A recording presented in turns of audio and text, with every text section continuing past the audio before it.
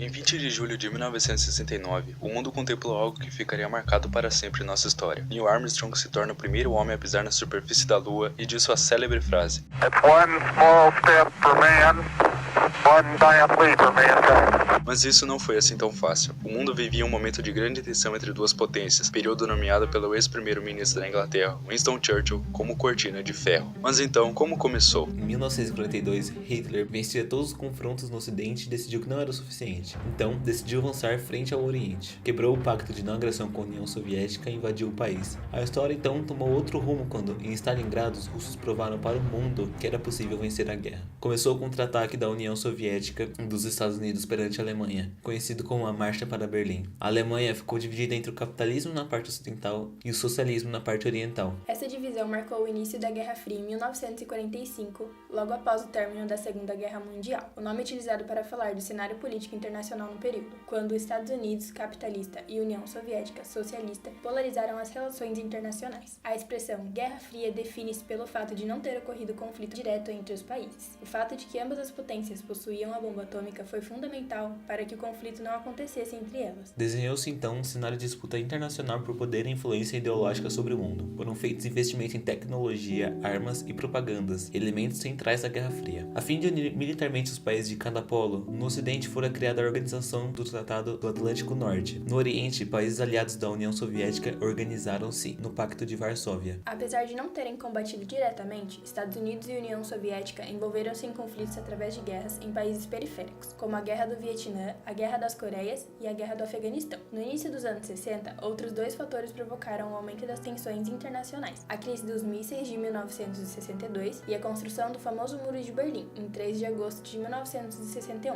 Outra característica da Guerra Fria foi a corrida espacial. Os Estados Unidos e a União Soviética travaram uma disputa muito grande no que se refere aos avanços espaciais para saber quem dominaria a órbita terrestre. O fim da Guerra Fria foi marcado principalmente pela queda do Muro de Berlim, que teve seu início em novembro de 1989, após 28 anos de existência. O episódio que ficaria conhecido como a famosa queda do Muro de Berlim, pontuando o colapso do socialismo e a ascensão do capitalismo.